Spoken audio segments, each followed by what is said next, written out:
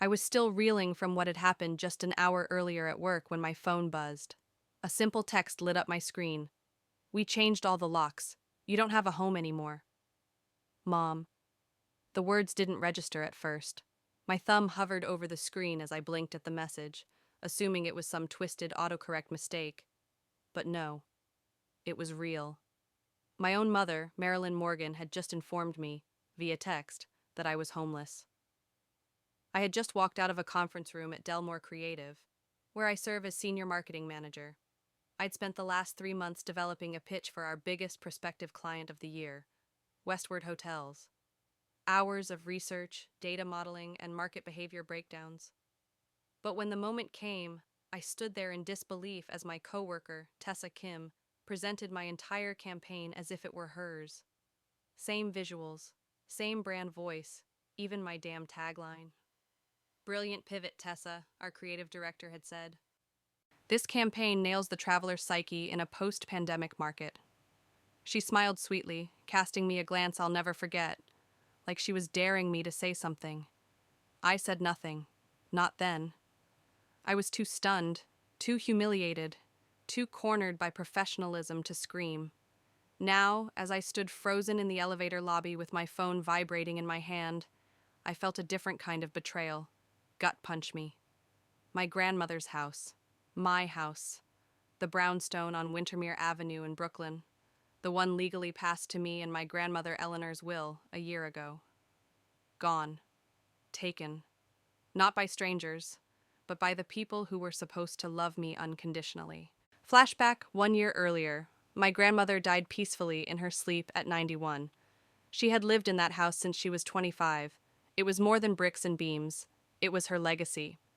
At the reading of the will, my parents had been visibly shaken when it was announced that the house was left to me, entirely. No split inheritance, no shared deed, just me. With a handwritten letter Eleanor had left behind, which read, "Rachel sees the spirit in this home. She won't sell it. She'll protect it." My mother looked like she'd been slapped. My father cleared his throat and said, "That must be a mistake." It wasn't. The house became mine legally, and for the first few months things were tense. I moved in, updated the plumbing, preserved the crown moldings. I even kept my grandmother's old armchair in the parlor because it felt like she was still there, quietly approving. I tried to involve my parents, invited them for dinners, offered to keep family holidays at the house, but it never felt enough. My mother made passive comments about the changes I made. My father became increasingly distant. Then came the gallery idea. I'd wanted to use the house to host a rotating gallery for local artists, especially underrepresented voices, a community space that honored my grandmother's legacy of creativity and warmth. When I told them, my dad barely let me finish the sentence before he slammed his hand on the table. "You're turning our family home into a tourist trap?"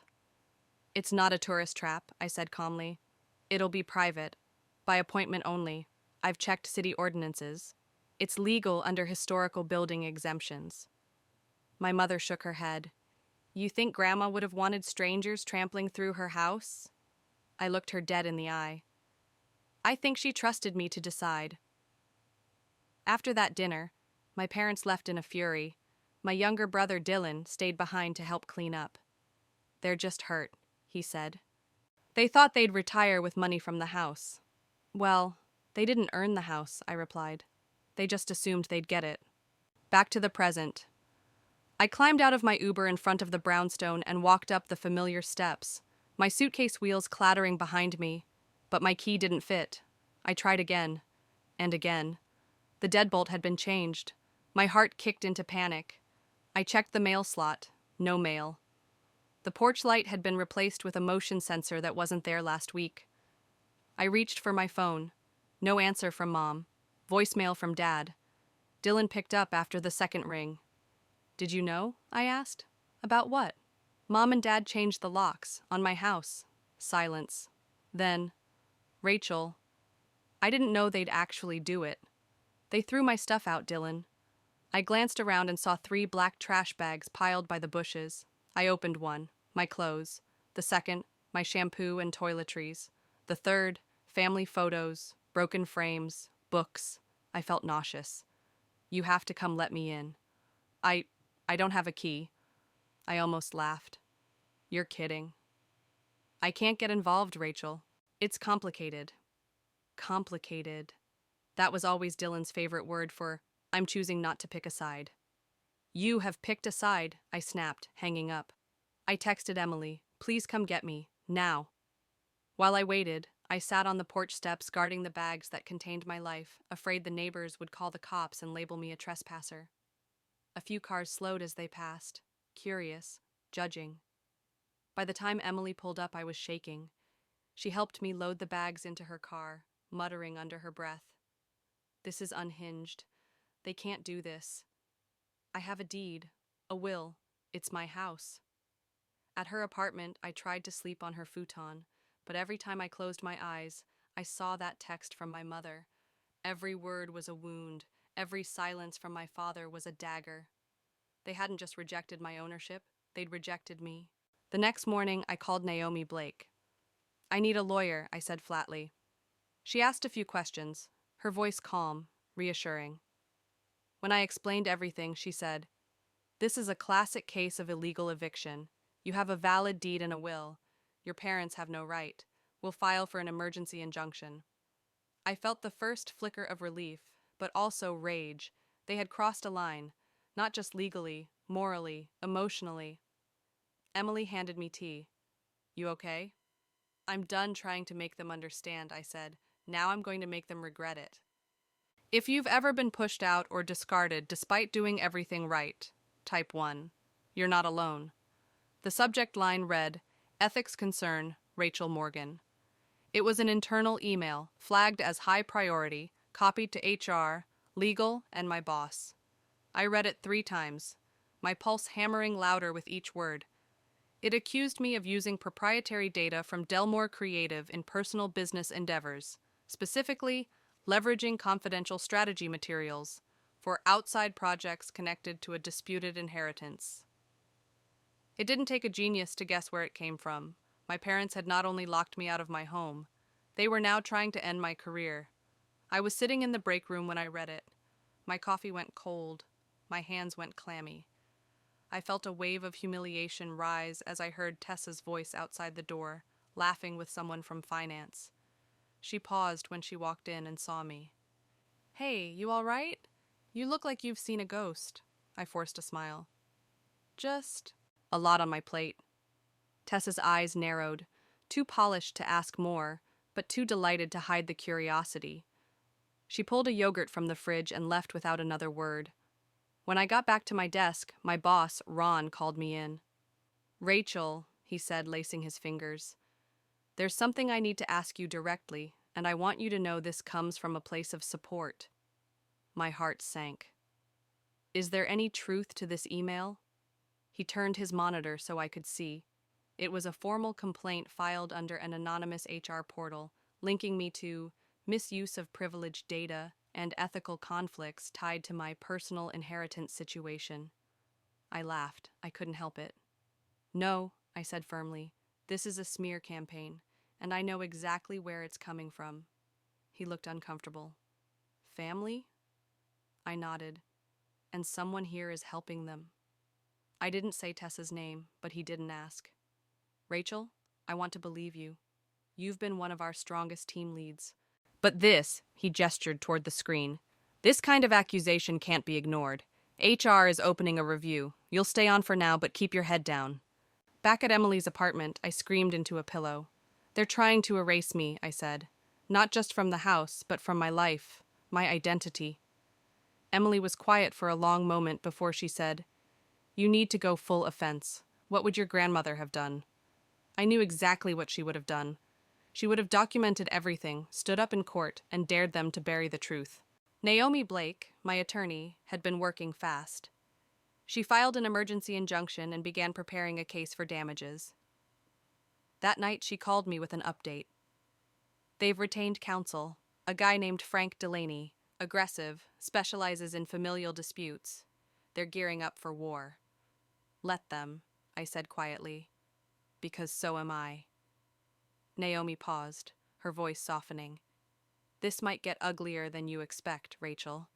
They're not just trying to win, they're trying to break you. I looked at the ceiling. They already did. 2 days later, my social media exploded. My mother had posted a long, weepy update on Facebook, complete with a black and white photo of my grandmother and a caption that read, "We tried to protect her legacy, but some people only care about profit. My daughter is turning her grandmother's home into a business, against her wishes, and has betrayed everything we taught her." There were dozens of comments, cousins, neighbors, family friends, all echoing the same judgmental tone. Words like selfish, disrespectful, greedy. I was painted as the villain in a story they hadn't even bothered to hear both sides of. My father followed it up with a series of vague tweets. Blood doesn't mean loyalty. Some lessons are learned the hard way. When the money shows up, the masks come off. My inbox was flooded. One colleague forwarded me a screenshot with the subject line, "Is this about you?" Another email from a client read, "We're reevaluating our relationship until the situation is clarified." I was losing my home. Now I was losing my job, my name. And Dylan? Silent. I texted him, "Are you seriously just watching them do this?" He replied, "I didn't know they were going this far. I thought it was just a disagreement. I'll talk to them." Talk. That's all anyone ever did. Naomi and I met that Friday in her office. She reviewed the defamation content and the social posts. "We can add a claim for reputational damage. We'll need screenshots, dates, engagement numbers. The smear campaign strengthens our case." "How do people even do this to their own daughter?" I asked, my voice barely above a whisper. Naomi looked me in the eye. "You're not just a daughter to them anymore. You're an obstacle." That night, as Emily cooked pasta, I sat scrolling through my grandmother's old Instagram account. Yes, she had one. She posted garden photos and weekly snapshots of her cats. I paused on a photo of us on the porch 2 years ago. The caption read, "She gets it. She always did." I broke down sobbing. The next morning, I was getting dressed when my phone buzzed. A private number. I hesitated, then answered. "Rachel Morgan?" "Yes. Who's this?" "This is Officer Bradley from the NYPD. We've received a complaint alleging you removed personal property from your parents' residence without consent, specifically heirlooms, jewelry, and important documents." My blood went cold. "What? That's a lie. I didn't take anything. I was locked out. They kept my things." "We're not making any determinations now, but we'd like to schedule a time for you to come in and answer some questions." I nearly dropped the phone. "I'll have my lawyer contact you."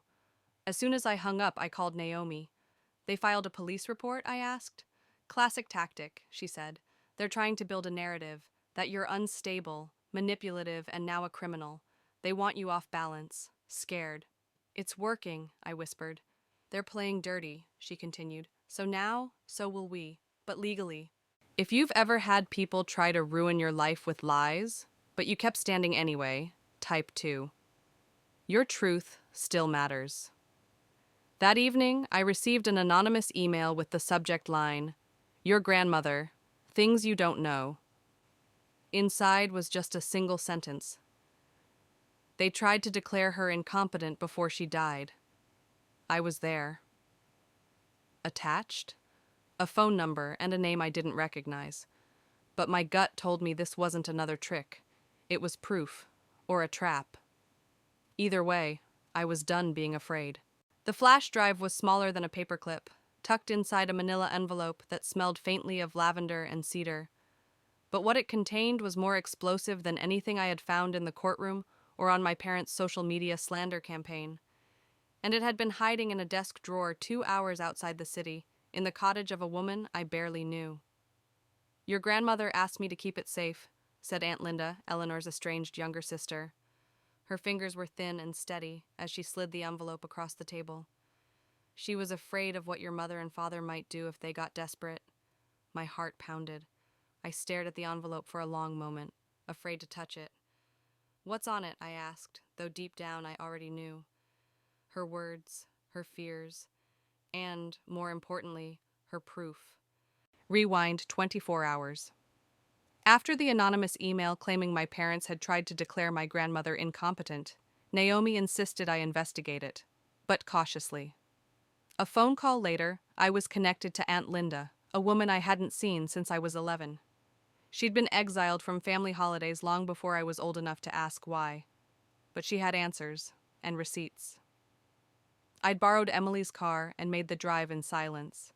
Linda's cottage was nestled near the Berkshires, surrounded by hydrangeas and a rusting wind chime that jangled like nervous laughter.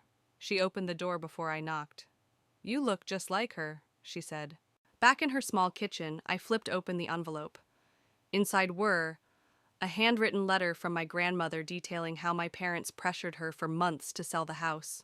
Printouts of email exchanges between my father and a real estate development firm called Green Hill Properties, dated nearly 2 years ago. And the flash drive. Linda booted up her laptop and clicked on the single audio file. My grandmother's voice filled the room. "My name is Eleanor Morgan. I am of sound mind and body. I'm making this recording because I fear my daughter, Marilyn, and her husband, Richard, are preparing to challenge my will." I gripped the table's edge as her voice continued. Calm, resolute, almost detached.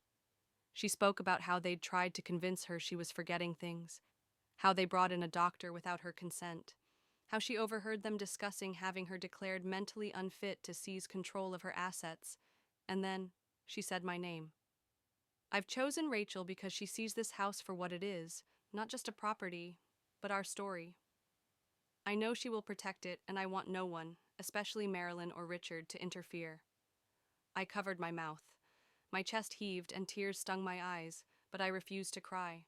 Not in front of this woman who had kept a promise for nearly a year, who had been erased from our family like a bad memory. "She recorded this herself?" I asked. Linda nodded. "The day after they brought that doctor to her porch. She asked me to keep it just in case." I sat in silence. Then I whispered, "This changes everything." Back in New York, Naomi nearly leapt from her chair when she heard the recording. "This is gold," she said. "It proves she was lucid. It proves coercion. And the emails, they show premeditation. Your parents were planning to sell before she even died." She immediately filed a motion to amend our case. Harassment, defamation, and now, intentional interference with inheritance and fraudulent concealment. The next day, we received an email from their lawyer. Subject: "We have a problem." It was a request for a private settlement meeting. At work, things were still tense. The internal investigation was ongoing, and Tessa was walking around like she owned the place.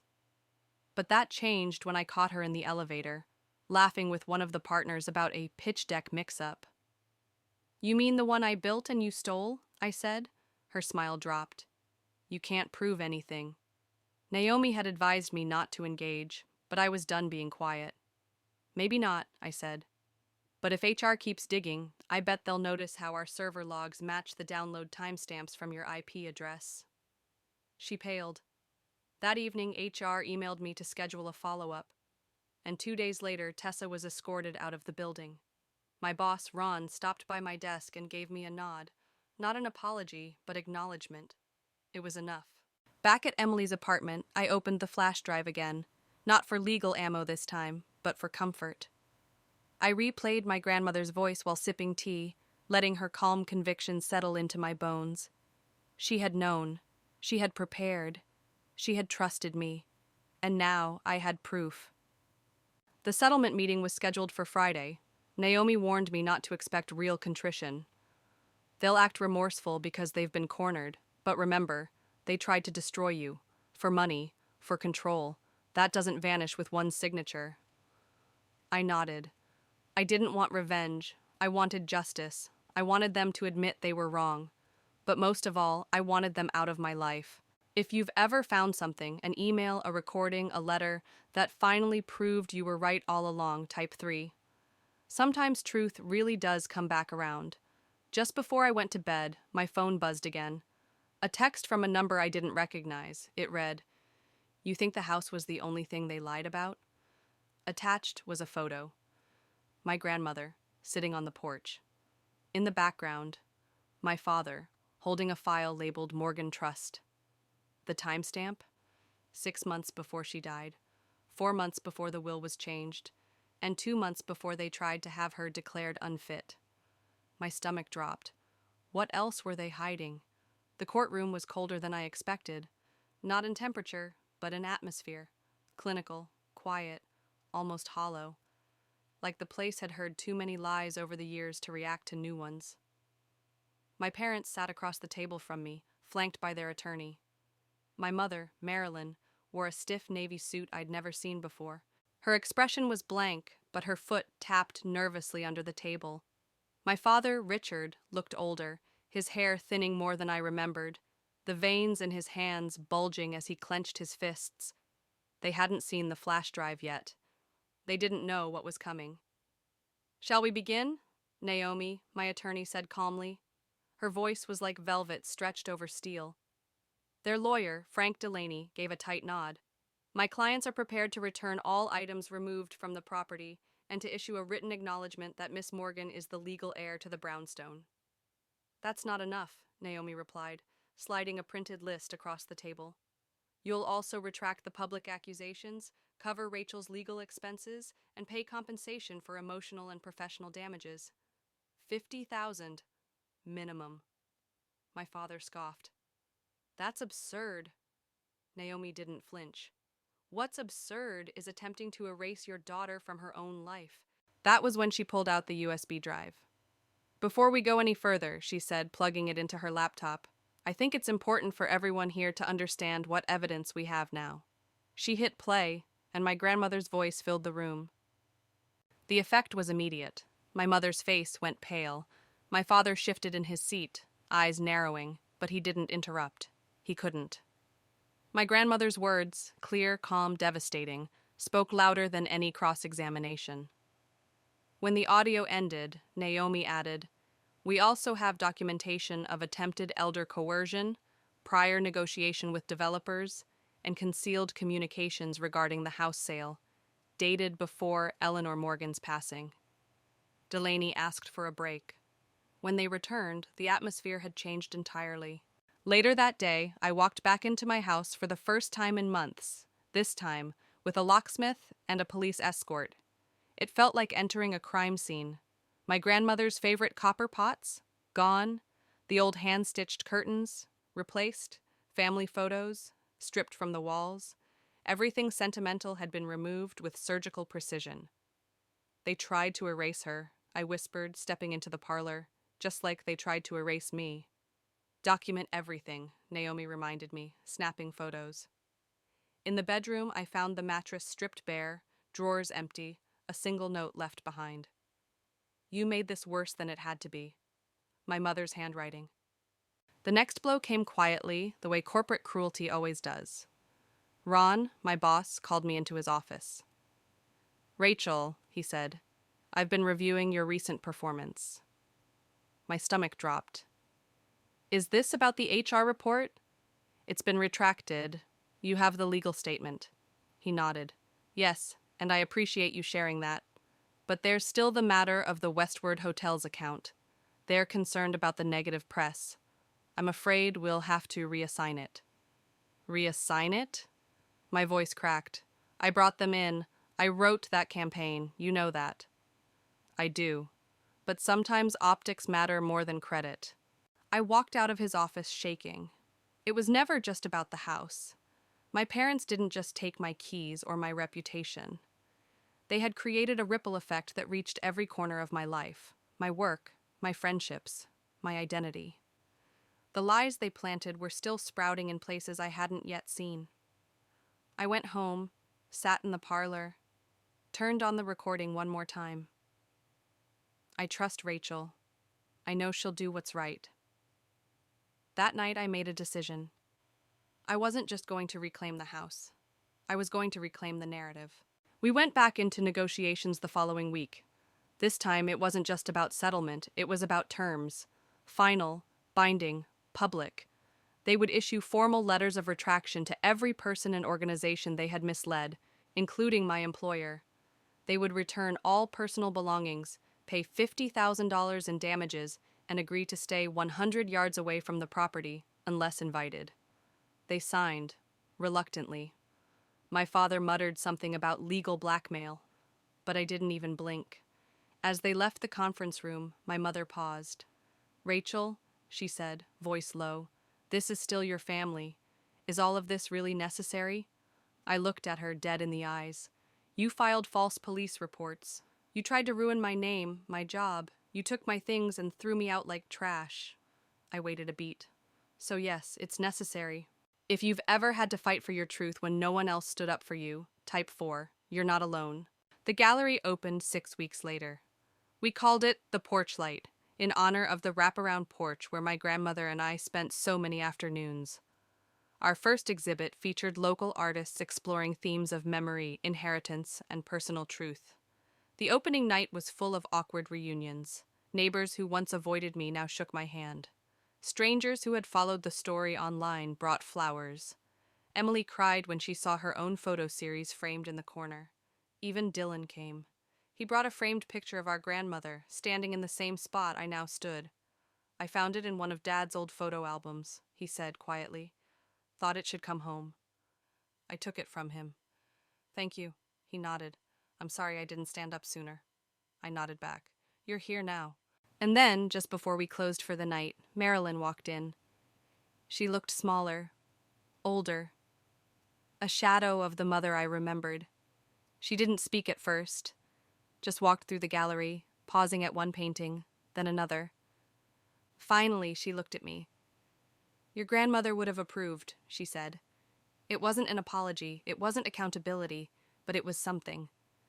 "Thank you for coming," I said, calm, distant, final.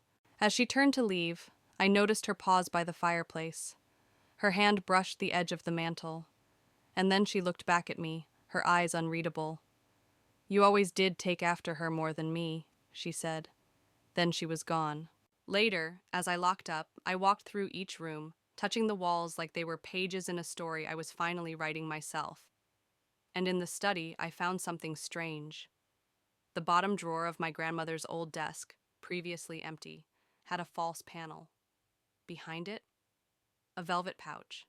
Inside, her jewelry box and her journal. My breath caught. She'd hidden them, not to keep them from me, but to protect them for me. She'd known they'd come for everything, but she also knew I'd come back for what mattered. Some people say apologies heal everything, but sometimes what heals you isn't their apology. It's the proof that you never needed it to begin with.